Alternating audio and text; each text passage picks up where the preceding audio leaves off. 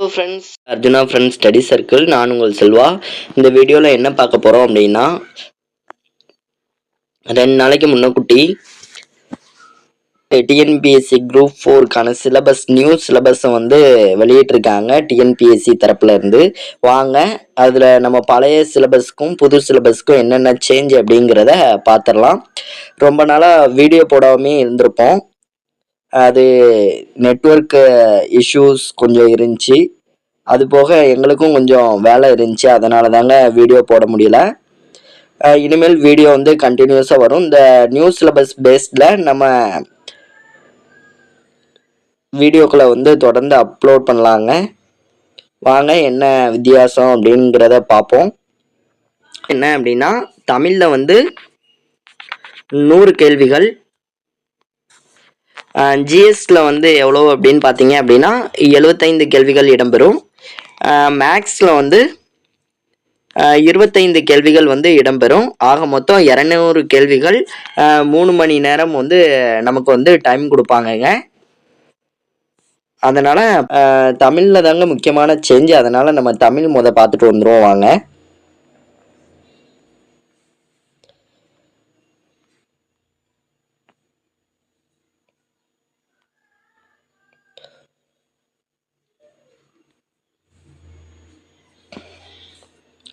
தமிழில் என்ன கொடுத்துருக்காங்க அப்படின்னா, ஒரு ப்ளூ பிரிண்ட் மாதிரி கொடுத்துருக்காங்கங்க. மேக்ஸிமம் நமக்கு இலக்கணம் தான் ஃபோக்கஸ் பண்ணியிருக்காங்க. மேக்ஸிமம் நம்ம மனப்பாடம் பண்ணி எழுதுகிற போர்ஷனை ஃபுல்லாகவே அவங்க நீக்கியிருக்காங்கங்க. ஒரு 40 to 50% சிலபஸ் கிட்ட நமக்கு தமிழில் குறைச்சிருக்காங்கங்க. அதுக்காண்டி கொஸ்டின் ரொம்ப ஈஸியாக இருக்குமா அப்படின்னு கேட்டிங்கன்னா, அது கொஞ்சம் சொல்ல முடியாதுங்க. இப்போதைக்கு அது நம்மளால சொல்ல முடியாது. அதே மாதிரி சிலபஸ் குறைச்சிட்டாங்க அப்படின்னா நமக்கு ரொம்ப ஈஸியாக தான் கேட்பாங்க அப்படின்னு நீங்கள் நினைக்க வேண்டாம். ஏன்னா ஆஃப்டர் ஆல் நம்ம என்ன பிரித்தெழுதுக சேர்த்தெழுதுகளையே நம்ம சில நேரம் அதிகப்படியான மிஸ்டேக்கு விடுவோங்க. கேர்லெஸ் மிஸ்டேக் விடுவோம். அதனால் எந்த அளவு நம்ம கான்சன்ட்ரேஷனாக சிலபஸ் மாற்றதுக்கு முன்னாடி நம்ம எப்படி படித்தோமோ அதே வீரியத்தோட இப்பவும் படித்தாதாங்க முடியும், நம்மளால் பாஸ் பண்ண முடியும். அதனால் வாங்க பார்க்கலாம். யூனிட் 1ல் 25 கேள்விகள் கேட்கப்படும் அப்படின்னு கொடுத்துருக்காங்கங்க.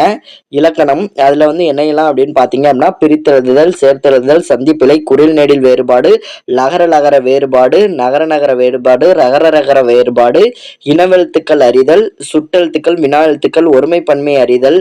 அது போக சொல் இலக்கணத்துல என்ன அப்படின்னு பார்த்தீங்கன்னா, வேர்ச்சொல் அறிதல், வேர்ச்சொல்லிலிருந்து வினைமுற்று, வினையெச்சம், வினையாளனை பெயர், பெயரெச்சம் வகை அறிதல், அயற்சொல், தமிழ் சொல், எதிர்ச்சொல், வினைச்சொல், எழுத்துப்பிழை, ஒற்றுப்பிழை அறிதல், 2 வினை சொற்களின் வேறுபாடு அறிதல்.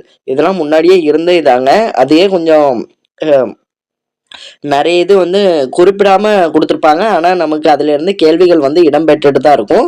இந்த இதில் அதை எல்லா இலக்கணத்துக்கு முக்கியத்துவம் அதிகமாக கொடுத்துருக்காங்கங்க. அழகு 2 என்ன அப்படின்னு பார்த்தீங்க அப்படின்னா, யூனிட் 2ல் என்ன அப்படின்னா 15 கேள்விகள் இடம்பெறும்னு சொல்லியிருக்காங்க. எதிர்ச்சொல் கண்டறிதல், ஓரெழுத்து ஒரு மொழி, உரிய பொருளை கண்டறிதல். நம்ம இலக்கணத்துல என்னென்னலாம் படிப்போமோ அதே தாங்க இதில் திரும்ப படிக்கணும். எடுத்துக்காட்டு நம்ம எப்படி கேட்பாங்க அப்படிங்கிறதையும் இந்த இடத்துல கொடுத்துருக்காங்க. பார்த்தீங்கன்னா தெரியுங்க. எழுத்து இலக்கணம், சொல்லி இலக்கணம் கொடுத்துருக்காங்க. அது போக எழுதும் திறன் அப்படின்னு யூனிட் 3 கொடுத்துருக்காங்கங்க. அதில் சொற்களை ஒருங்குபடுத்தி சொற்றொடர் அமைத்தல், தொடர் வகைகள், செய்வினை, செயற்பாட்டு துணை, தன்வினை, பிறவினை. இதெல்லாம் தன்வினை பிறவினைலாம் எப்போதுமே நமக்கு கேள்விகள் இடம்பெறக்கூடியதாங்க. ஒருமைப்பன்மை, மரபு தமிழ், திணை மரபு, உயர்திணை, அக்ரிணை இதை பற்றி வருதுங்க. அதுக்கான எக்ஸாம்பிள்ஸுமே அவங்க கொடுத்துருக்காங்க. பார்த்தீங்கன்னா உங்களுக்கு தெரியும். கலைச்சொல் அறிவோம் அப்படின்னு நம்ம புக் பேக்கு பின்னாடி கொடுத்துருப்பாங்க. என்ன அப்படின்னா, ஃபார் எக்ஸாம்பிளுக்கு வலசைனா மைக்ரேஷன், ஒவ்வாமைனா அலர்ஜி, மரபணுனா ஜீன், கடல் மயில்னா நாட்டிக்கல் மயில் அப்படிங்கிறதுக்கான எக்ஸாம்பிளும் அவங்களே கொடுத்துருக்காங்க. இதுலேருந்து எத்தனை கேள்வி இடம்பெறும்னா 10 கேள்வி இடம்பெறுங்க. அழகு 5 அதாவது யூனிட் 5ல் என்ன அப்படின்னு பார்த்தீங்க அப்படின்னா,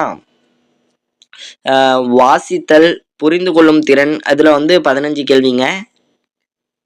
15 கேள்வி வந்து கேட்பாங்களாம். இதில் வந்து பழமொழி வந்து இருக்குங்க. ஆவண உள்ளடக்கங்களை புரிந்து கொள்ளும் திறன் அப்படிங்கிற இது வந்து இருக்குங்க. அது அந்த அளவுனும் கஷ்டமாலாம் நம்ம கேட்க மாட்டாங்க. பார்த்தா கண்டுபிடிக்கிற மாதிரி தாங்க இருக்கும் ஆன்சர். எளிய மொழிபெயர்ப்புன்னோடனே நீங்கள் ஒரு பேரா கொடுத்து அதை அப்படியே டிரான்ஸ்லேட் பண்ண சொல்லுவாங்களோன்னு பயந்துடக்கூடாது. என்ன அப்படின்னா, ஃபார் எக்ஸாம்பிள் கம்ப்யூட்டர்னா என்ன, கீபோர்ட்னா என்ன, அப்படி பிரிண்டர்னா என்ன, பென்ட்ரைவ்னா தமிழில் என்ன, அந்த மாதிரி கேட்பாங்களாம்.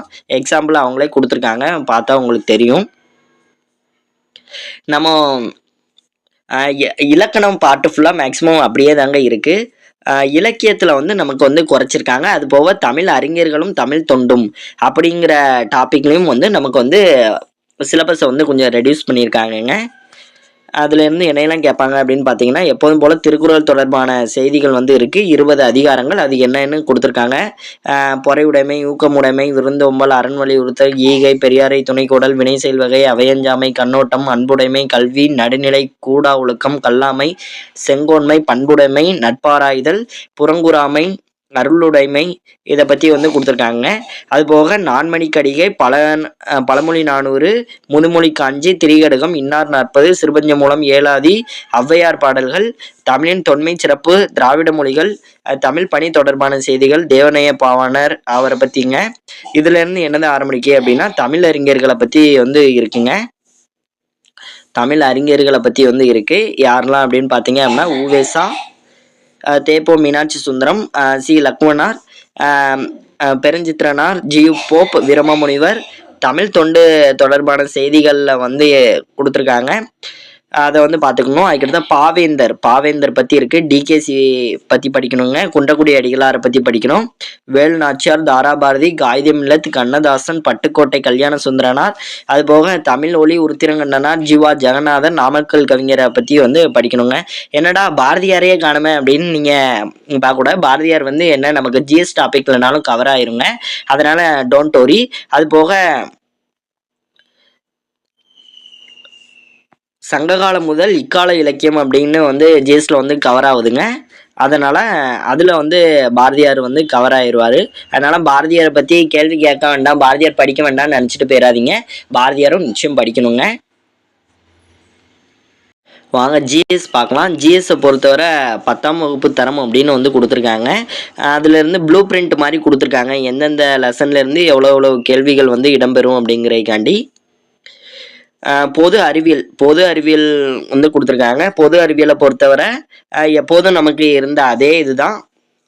கரண்ட் அஃபேர்ஸை மட்டும் நமக்கு தனியாக வந்து கொடுத்துருப்பாங்க இல்லையா, அது மட்டும் கீழே எல்லா சப்ஜெக்டு கீழேயும் குரூப் 1ல் சிலபஸ் இருக்கும் பார்த்துருக்கீங்களா, அந்த மாதிரி கீழே வந்து நடப்பு நிகழ்வுகள் அப்படின்னு வந்து கொடுத்துருக்காங்கங்க.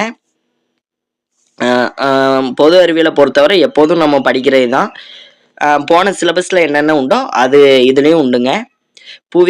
புவியியலில் வந்து எத்தனை கேள்வி இடம்பெறுன்னு இருக்காங்க, 5 கேள்விகள் வந்து இடம்பெறுங்க.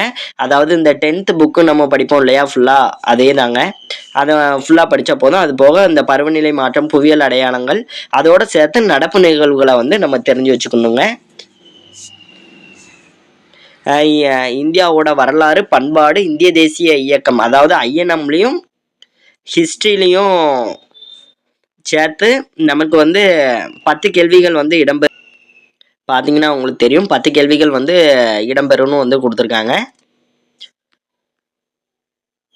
பாலிட்டியை பொறுத்தவரை 15 கேள்விகள். பாலிட்டியும் இதில் எதுவும் புதுசாக வந்து சேர்க்கலாங்க. நம்ம பழைய அதே சிலபஸ் தான் வந்து பாலிட்டியும் கொடுத்துருக்காங்க. ஆனால் இத்தனை கேள்விகள் நாங்கள் வந்து கேட்போம். ஒவ்வொரு இதில் பாலிட்டியில் எவ்வளவு, ஹிஸ்ட்ரியில் எவ்வளவு, ஐஎன்எம்ல எவ்வளவு அப்படின்னு வந்து கொடுத்துருக்காங்க. நடப்பு நிகழ்வுகள் வந்து இதுக்கும் பாலிட்டி சார்ந்த நடப்பு நிகழ்வுகள் வந்து இதில் வந்து இடம்பெறுங்க. இந்த 15 கேள்விகளில் நிச்சயமாக வந்து நடப்பு நிகழ்வுகளும் வந்து இடம்பெறும் அப்படிங்கிறத வந்து நம்ம தெரிஞ்சுக்கணுங்க. இந்திய பொருளாதாரம் மற்றும் தமிழ்நாட்டில் வளர்ச்சி நிர்வாகம், இதுக்கு தாங்க அதிக இம்பார்ட்டன்ஸ் வந்து கொடுத்துருக்காங்க. 20 கேள்விகள் அப்படிங்கிறது வந்து எக்கனாமிலையும் தமிழ்நாட்டின் வளர்ச்சி நிர்வாகத்திலையும் வந்து இடம்பெறுதுங்க. அதனால் இந்த யூனிட் வந்து ரொம்ப முக்கியமான யூனிட்டுங்க, நல்லா படித்து வச்சுக்கணும். யூனிட் 6 பொறுத்தவரை இதுலேயும் வந்து 20 கேள்விகளுங்க. தமிழ்நாட்டின் வரலாறு, பண்பாடு, மரபு மற்றும் சமூக அரசியல் இயக்கங்கள் அப்படின்னு வந்து கொடுத்துருக்காங்க. இதில் வந்து தமிழில் உள்ளதும் வந்து கவர் ஆகுங்க. இங்கே பாருங்கள், தமிழ் இலக்கியம், திருக்குறள், மதச்சார்பற்ற தனித்துவமுள்ள இலக்கியங்கள் அப்படின்னு வந்து கொடுத்துருக்காங்க. தெரியுதா? இதில் வந்து நமக்கு வந்து தமிழில் உள்ள நம்ம தமிழ் படிக்கிறதும் வந்து இந்த ஜிஎஸ் டாபிக்ஸில் வந்து கவர் ஆகுங்க. அதனால் இதை வந்து நல்லா பார்த்து வச்சுக்கணும். ஆக மொத்தம் ஜிஎஸ் வந்து படிச்சிருக்காங்கன்னு பாருங்க.